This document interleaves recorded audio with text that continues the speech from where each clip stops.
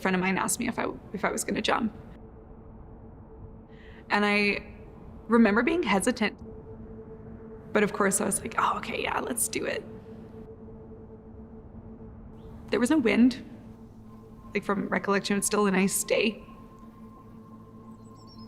And I remember my friend pointing out the sun over the mountains. It was this like blood red. I remember it just being a significant moment. I just kind of paused with it. And then the door opened. And I had no idea what I was about to jump into.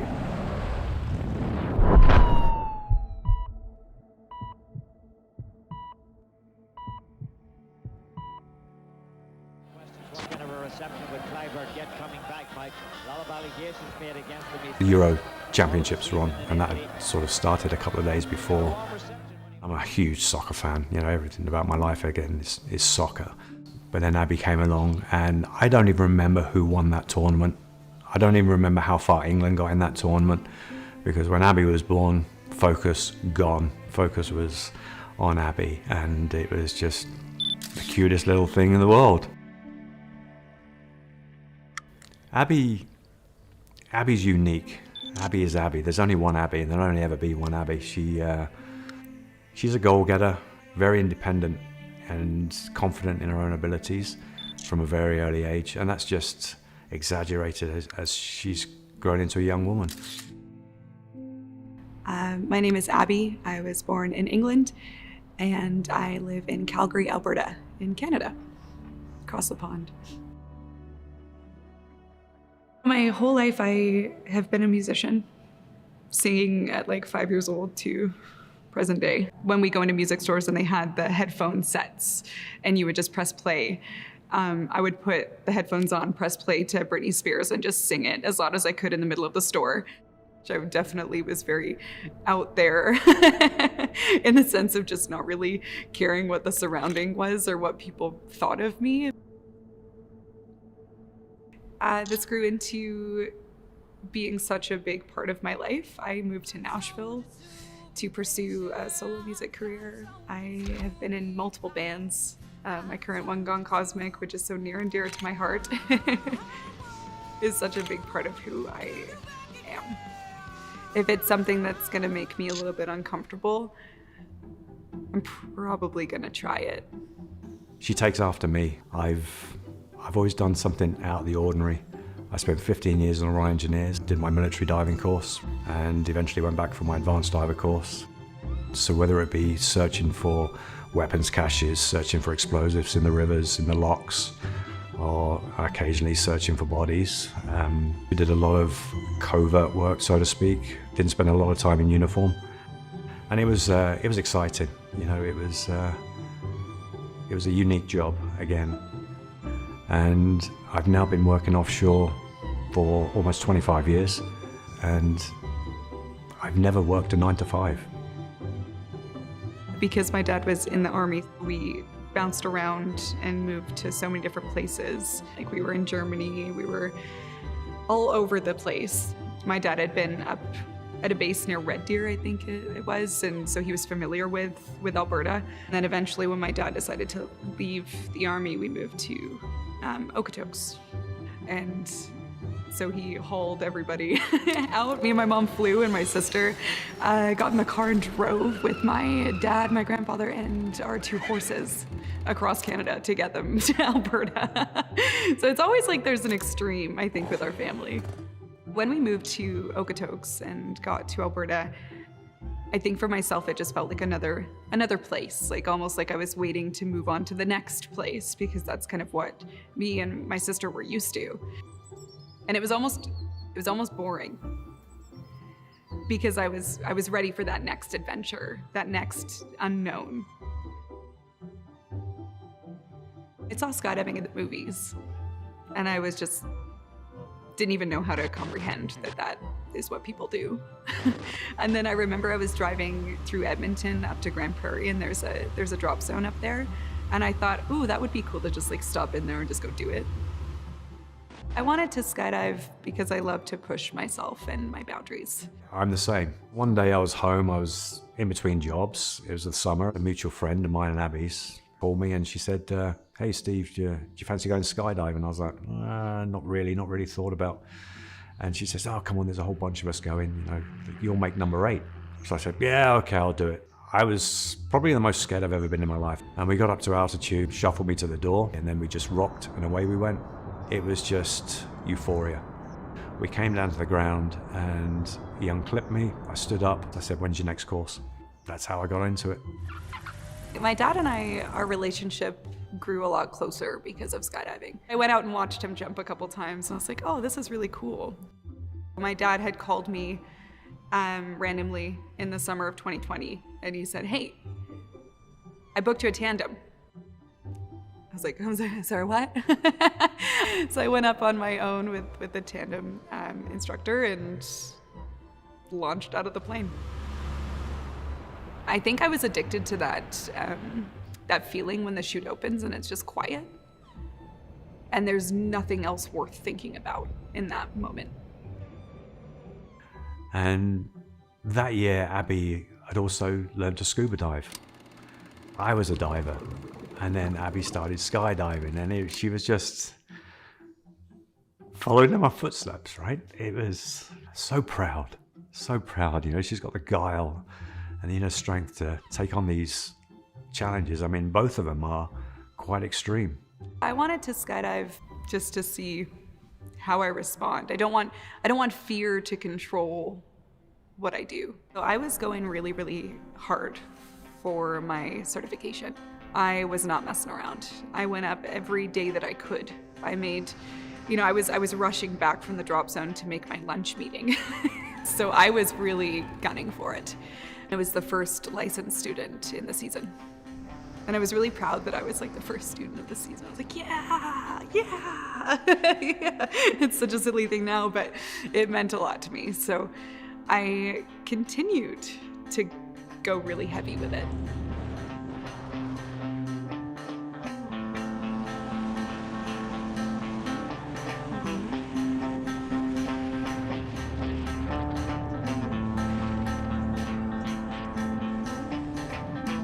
Jumping on my own for the first time as a solo licensed skydiver was very daunting. I don't have radios on. People aren't telling me where to go or how to get there.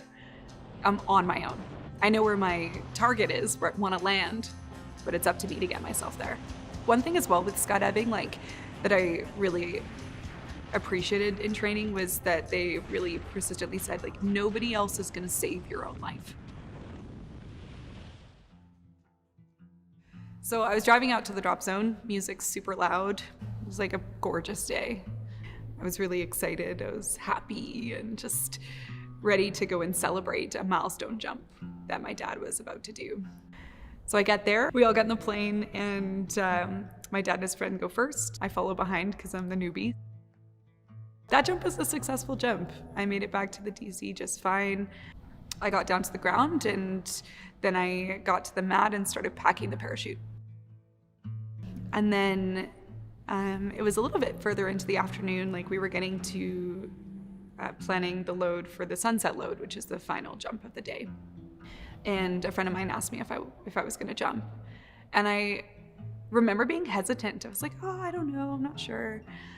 But of course I was like, oh, okay, yeah, let's do it. So I get in the plane, no wind. We go up, and I remember my friend pointing out the sun over the mountains. It was this blood red sun. Abbie, look at this, look at that. That's crazy, look at that. And I turn and I remember it just being a significant moment. I was like, oh. I just kind of paused with it. And then the door opened. So I jumped out of the plane, I stabilized, I pulled. And as soon as my chute opened, I realized that the wind had picked up an insane amount. I was almost being pushed backwards. I immediately noticed that the toggle, so what I used to steer, One on the right side had looped around the slider. I grab my toggles, I pull on the left one, it turns right away. Pull on the right one that's looped, slowly turns to the right.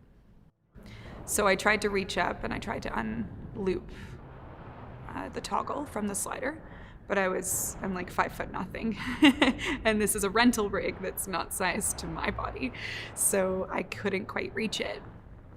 And every time I would pull on it to try and lift myself up to get it, I would lose altitude. At the level I was at with skydiving, it's a woulda, coulda, shoulda, where I almost should have cut away.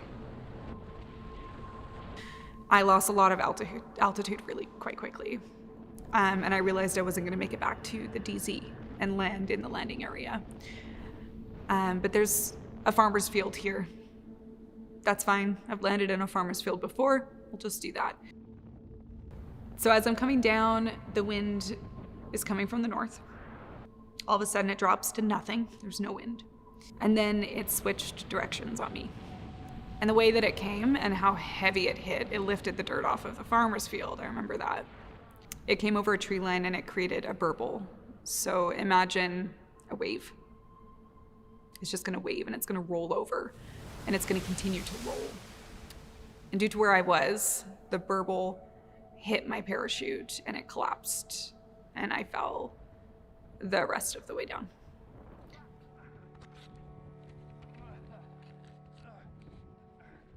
My name is Dustin Chandler.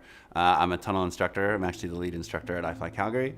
And I'm just an avid skydiver over just shy of 1,800 jumps, so 1,800 skydives. Obviously with skydiving, everything is very, very dependent on the winds. So in Abbie's circumstance, there was winds that were kind of shifty and maybe a little bit too high. She got out in a not very good spot and then she was trying to make her way back while also dealing with stuff under her parachute. While she's under her parachute, if she can't have access to certain things, if she can't reach things, it increases the stress level. It can make it to the point where, imagine trying to like stop your car, but your brakes don't work. It's very along the same lines as that, is you're trying to do everything you can to fix it, but it's just not gonna work. The modern day parachute it's a rectangle parachute and it's called a ram air parachute. The reason why it's called a ram air parachute is the way that it inflates is it actually has on the nose cell, the air intakes into that nose cell and it pressurizes the entire parachute. So it's not just fabric flapping around, it pressurizes it to be a rigid wing, very similar to what you would get on an aircraft. What can happen if there's turbulence, such as Abbie's case, is if there's turbulence and you have the nose cell, sometimes that turbulence can actually knock the nose cell down, stopping it from inflating, which can then create a collapse because it's not getting that pressurization. It folds, it flaps, and it falls. So one of the biggest things is, obviously, if you have a big object and you have the wind coming along like this, and as soon as it hits it, it's gonna go around it, and then it's gonna kind of burble and kind of be crazy behind it. And that, I believe, is very much so what influenced Abbie's accident, is she got behind these trees, the winds shifted, and then all of a sudden there's no pressurization for that wing, and then it collapses and she drops. So it's not like a fast descent or anything, the parachute just stops flying and just drops. So it's definitely a scary incident to go through for sure. And as soon as I hit the ground, I felt 2 surges go through both my legs. I remember like a red energy, like it just went right through to my toes. And I remember saying to myself, don't move. And the wind picked up even more. Getting dragged was easily the worst and most traumatic part of the whole experience. I remember like fighting to hammer down one of the brake lines. Like you pull on one, it should collapse the chute. So I was just reaching and pulling and reaching and pulling. Meanwhile, my legs were like noodles and my shoes were flying off and I just couldn't make it stop.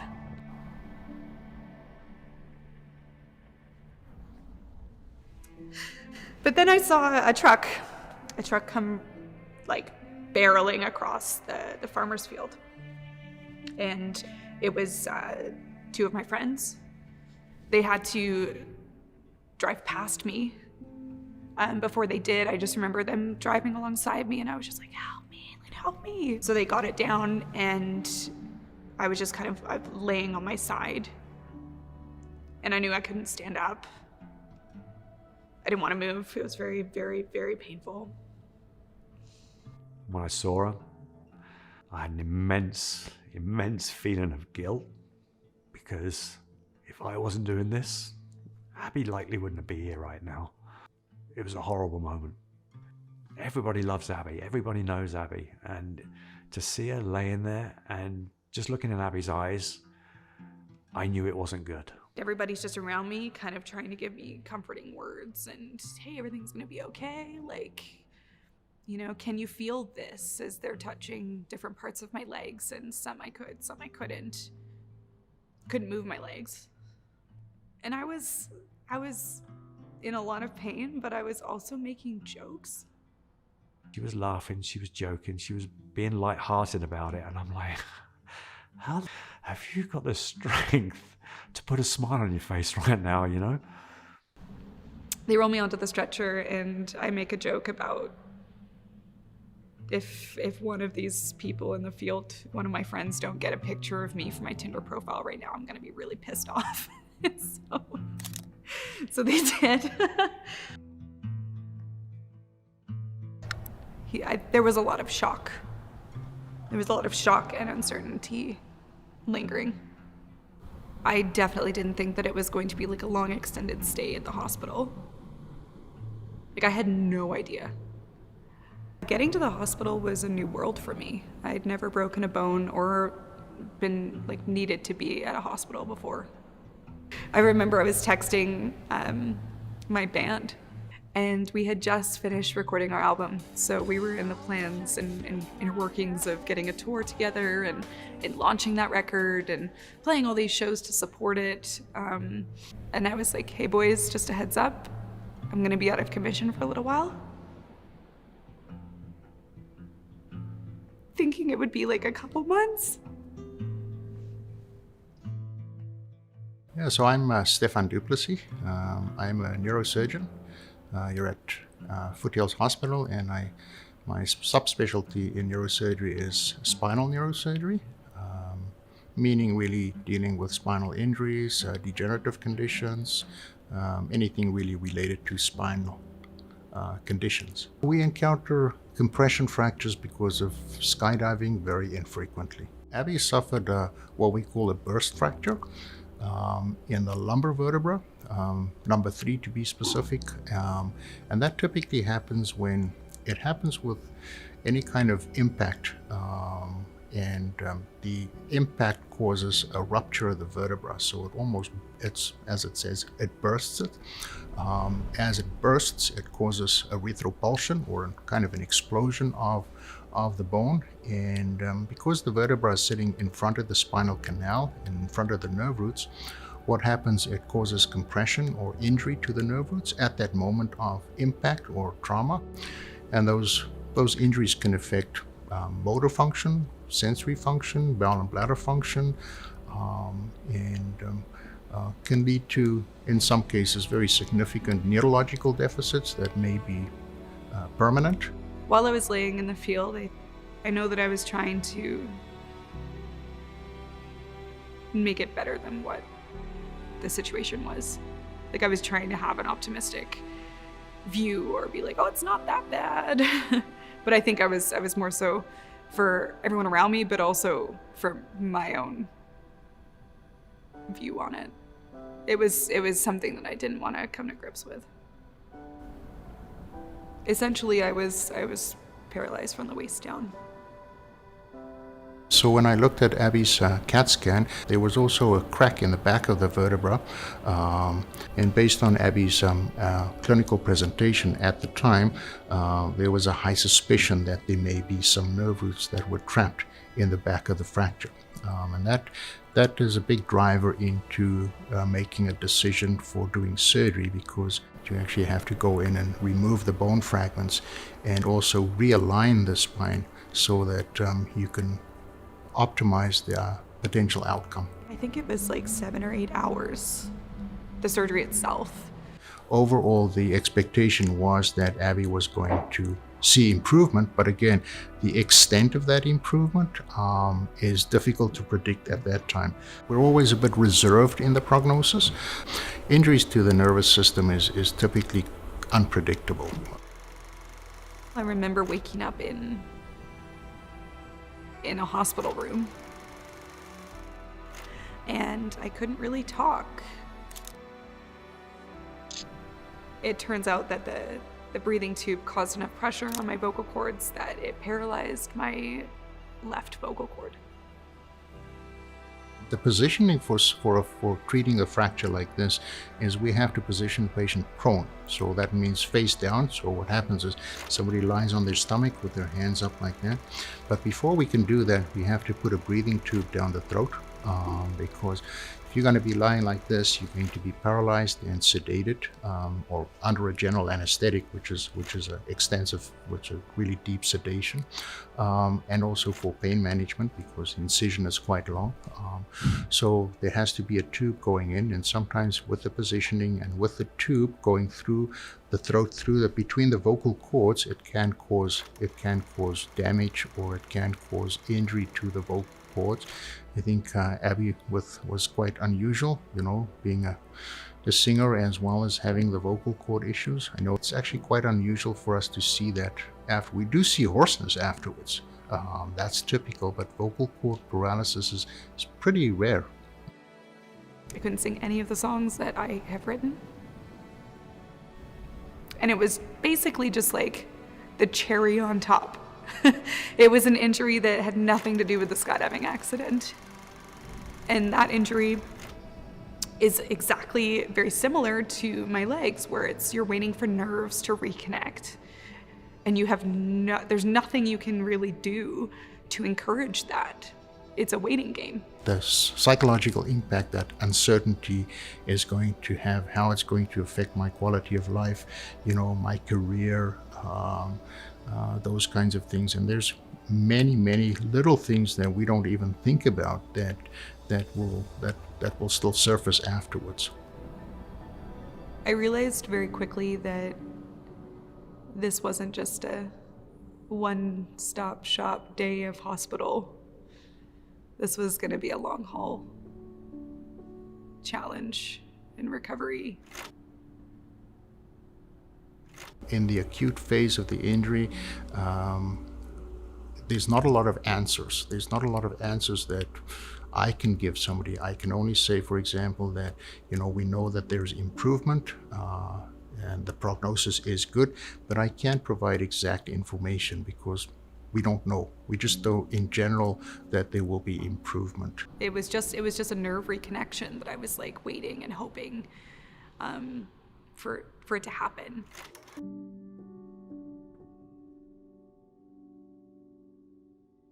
So my name's Derek Randall. I'm in formal terms an otolaryngologist, head and neck surgeon, but people call it an ENT or ear, nose, and throat surgeon, sort of in general for more familiarity. My primary area ends up being voice disorders, right? I see people for all sorts of things, but that's one of the main things that I specialize in. I think the neatest thing about it is that you're doing procedures and things that can either restore a function that they had lost or to improve something that they just weren't able to do fully or capably beforehand. So the vocal cords, when you talk, generally I always describe people, I say like simple hand gestures, right? You open up, the vocal cords open up to breathe and they come together to make sound. So if somebody has a vocal cord that's paralyzed, which is sitting off to the side here, the other one can't quite compensate for not being able to reach far enough to close. So you end up losing a lot of air when somebody talks, and that can end up causing a weak or a breathy voice where they can't raise their pitch, they can't shout. It's difficult to speak and talk at the same time. Often they'll run out of breath when they're talking because they're constantly losing air that normally would be maintained within the lungs, and so they run out of breath quicker than the average person. That, I think, is probably one of the unique things for Abbie's situation, is that to have somebody who is a vocal professional or major voice user, to have that in there, you think, what could be worse than that sort of impact? So that is a completely different direction that it's going to take her. The loss of my voice was devastating. So in my head, I thought, okay, well, if I can get back on my feet some way, somehow. Like, if I can do this, what do I have to give back to the universe in order to do that? And I thought that that was my voice.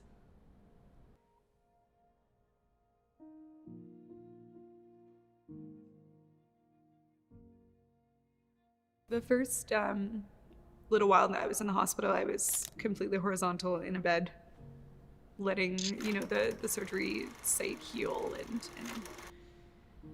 then it got into the zone of moving. Like, let's move, let's see what we can do, let's start the recovery process. I didn't really understand exactly what had happened to me until I started doing basic things, like standing. They had to lift each leg one at a time for me in order to move them one in front of the other. That hit home. That's when it really, really, really, really hit home. Like, even sitting up on the bed, I would get lightheaded and I would have to sit right back down again.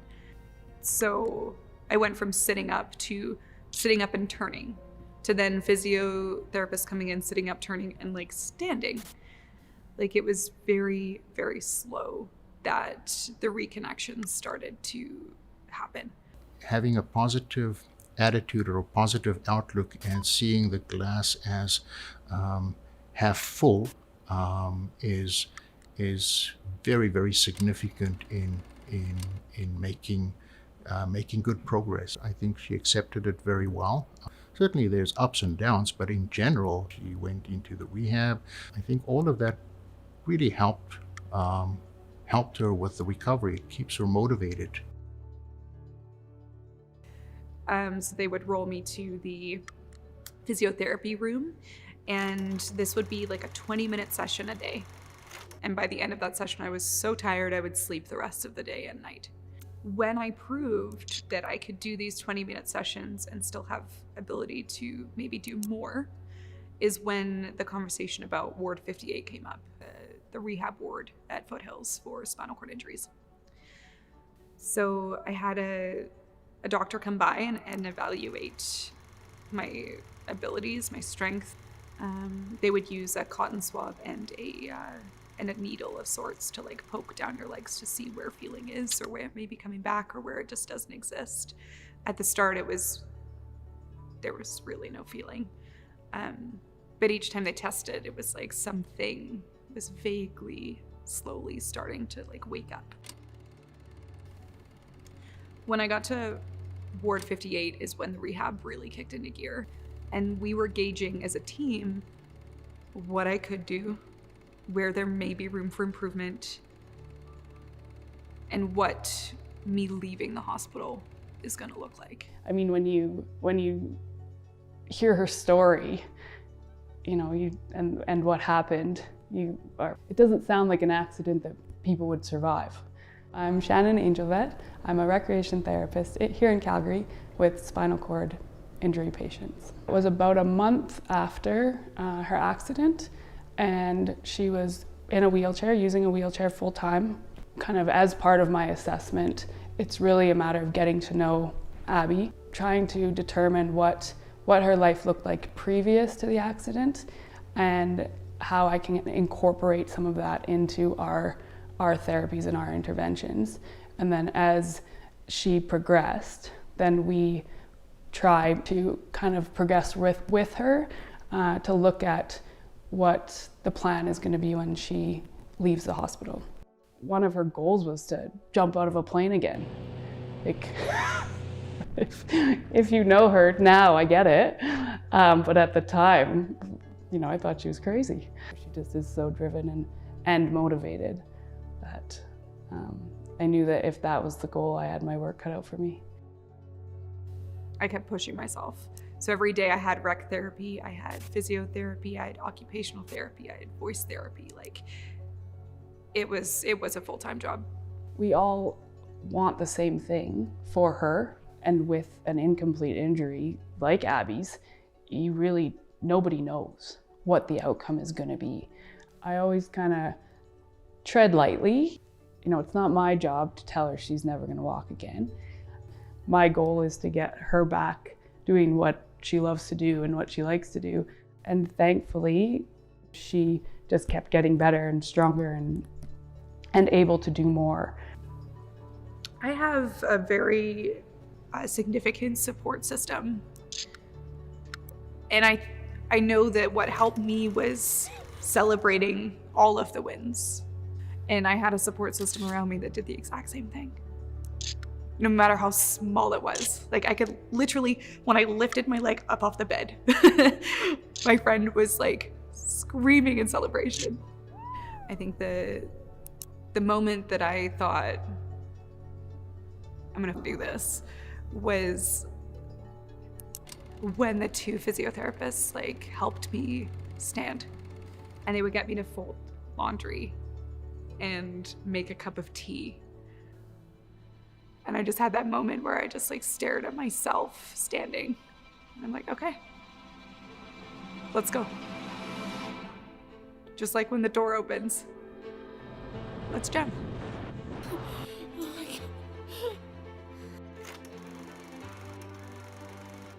One thing that I would recommend to anybody experiencing an injury or a traumatic injury, whether it's a spinal cord injury or not, is to write it down. Write everything down. Because I could go back and see where I was at in detail, not just from memory where it kind of fades in and out. It's so pivotal and important on the down days. I think Abbie's outlook impacted her recovery huge. Her whole demeanor, you know, in rehab and on the unit. She was willing to do everything and anything and wanted to do everything and anything. And that just kept her going. She was really adaptive and understanding. Like, so I remember her talking, saying, well, this is a pretty lousy thing that's happened here, but in the end, I'm gonna get through this. We're gonna deal with it, we'll figure it out. All throughout the initial stages of my recovery, my focus was obviously physical recovery. Gave no thought to the mental side of it. And my battle with my voice not working still was very heavy on my mind. It was so heavy. It was something I thought about. I obsessed over it. I couldn't stop thinking about it because if I can't sing, like, who am I? Right, so you could compare somebody who is, say, a teacher or a singer or somebody who's like a high demand vocal user or vocal professionals, as we say. To them, it's often devastating to have a problem with their voice because this is what they use on a day-to-day basis. They connect their identity to it. I mean, communication is something that we take for granted when you can do it, like so many other things, but when you can't talk efficiently and you can't shout over background noise because your voice doesn't have the same volume to it, then people start to get frustrated and challenged with that in a lot of cases. The physical side on my walking recovery assisted me in distracting myself from my voice not working still during the day. But at night when there's no physiotherapist around, it's like, it's so quiet and all you have to think about, all that you actually do think about is just where you're at, why you're here. Why isn't this working? Why did I jump out of that plane? The hospital actually provides you with a date for your discharge. My date was October 28th. And so I had up until the 28th to do as much as I possibly could to get as much mobility as I potentially could have in order to go home and be able to function without relying on, my family or friends. I remember what a significant moment it was for me to have a cane and walk out of the hospital.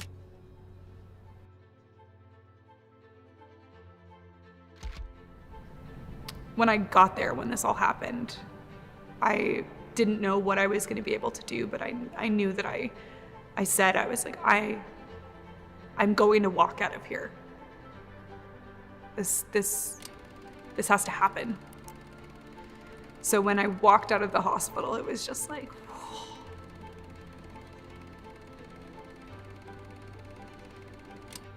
how far I'd come in a pretty, in the grand scheme of it, short amount of time. I can count on one hand the number of patients that have walked away from their accidents over the ones that haven't. When I got home, it wasn't like the recovery was done. It got harder because there were all of these things and tasks and basic day-to-day functions that I now had to do on my own with no help, no physio, no nurses, you know, cooking dinner. I couldn't walk down the hall into my car without being totally exhausted. Yeah, so as the physical recovery continued at home, my voice continued to not work. I still couldn't speak loud enough for people to really hear me on a phone. I couldn't sing. I couldn't communicate. I can't even tell you how frustrating it was for people not to hear me, let alone like actually hearing me. This is what I mean when I say this, but just this is what I'm saying and you can't hear it. It was so devastating. 4.5 months later, after my surgery, is when my voice started to come back. It wasn't sudden. I just noticed one morning I was like talking to myself or something, or like in the mornings I would try to sing a note most times to see what would happen. And there was one morning that it just seemed like there was a little power behind that.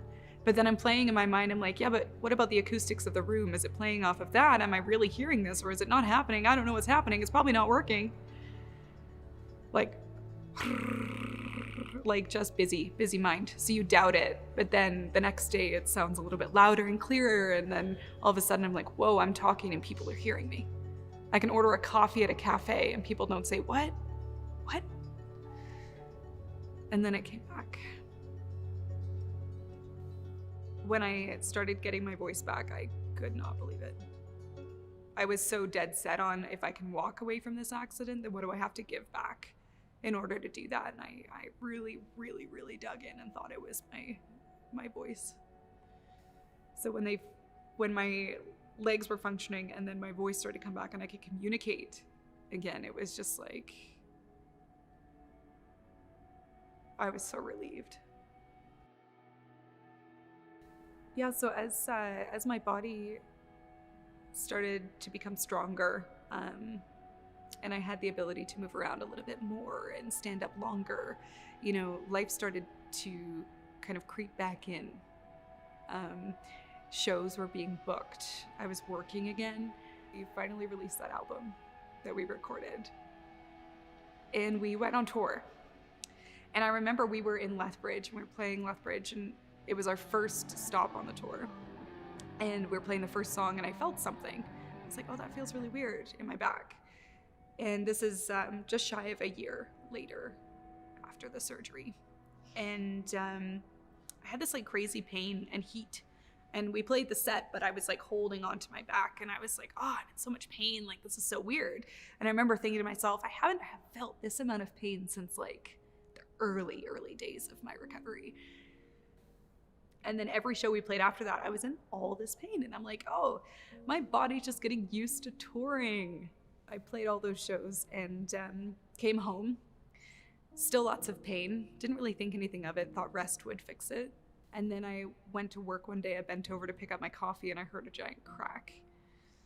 And I felt a crack and I knew immediately it wasn't bone. So I called my doctor, went for x-rays, and she's like, Abbie, your hardware is sheared inside your back right now. My surgeon let me know that I have to go in for another spine surgery to take that hardware out, replace it with new hardware, and get back on my feet. So I was petrified of having to do another surgery, but also another surgery with a breathing tube that paralyzed my vocals for 4.5 months last time. I worked with the anesthesiologist to see what we could do to reduce any stress or tension or pressure on the vocal cords. And away we went. My surgeon said that the first set of hardware failed because when I had my injury, they used what they had available to them. So this time around, it wasn't an emergency where we have to do it within 24 hours. It was, okay, we can order what I need and then go from there. So he did say that he's confident that these will hold.